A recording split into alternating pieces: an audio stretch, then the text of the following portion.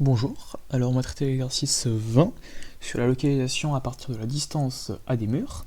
Donc on a un robot ponctuel en 2D avec positionné par x1, x2, donc sur un plan. On ne considère pas son orientation, uniquement on le considère comme ponctuel.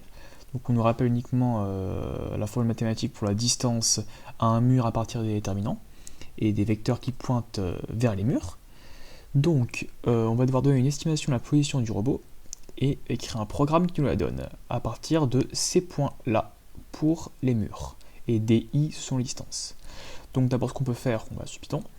J'ai rentré les coordonnées des matrices A et B pour avoir les points, les points des murs, pardon. Et on peut juste afficher, ici, on va plot les murs pour voir à quoi ça ressemble. Donc on a ce triangle là, donc ça veut dire qu'on a un triangle et le robot est quelque part, il doit savoir où il est. Donc on va faire un filtre de Kalman, mais uniquement le correcteur et pas... comme le robot ne bouge pas, en fait il n'y a pas besoin de prédicteur vu que il ne bouge pas. Donc la correction est ici, c'est la fonction uniquement qui utilise les opérations d'un filtre de Kalman mais sans la prédiction, avec que la correction. Et à chaque fois qu'il itère, il va itérer des opérations, ça veut dire qu'il va mesurer la distance à chacun des murs. Et avec ça, ça va lui permettre de corriger un petit peu sa position jusqu'à avoir une estimation très précise. Donc ici, on fait ça 3 fois parce qu'il y a 3 murs.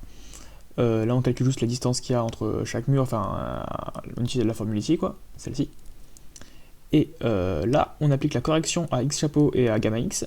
On pourra comme ça dessiner l'ellipse de covariance, donc pour savoir avoir une estimation de là où il est. Et on corrige en fait en fonction de la distance au mur et de gamma bêta et gamma x qui sont donnés ici. Donc 100 fois unité pour gamma x parce qu'il faut quelque chose de très grand, on peut mettre 100, on peut mettre 10 000, c'est pareil, c'est juste quelque chose de grand, et gamma bêta qui vaut 1 ici. Et avec ça, en fait, on va voir ce qu'on obtient. Donc on lance l'estimation. Donc au début, le robot est ici, puis comme ça, puis comme ça. Alors en rouge sont les ellipses de covariance. Donc on va ici expliquer ça. Donc les itérations, ça fait comme ça, 1, 2, 3. Donc la première, c'est pas du tout précis, on constate qu'il est même pas dans le triangle, que l'ellipse de covariance elle est immense. Puis il mesure la distance à un deuxième mur, donc il est ici. Donc là c'est déjà plus proche, l'ellipse de covariance est comme ça. Donc on est déjà plus dans le triangle.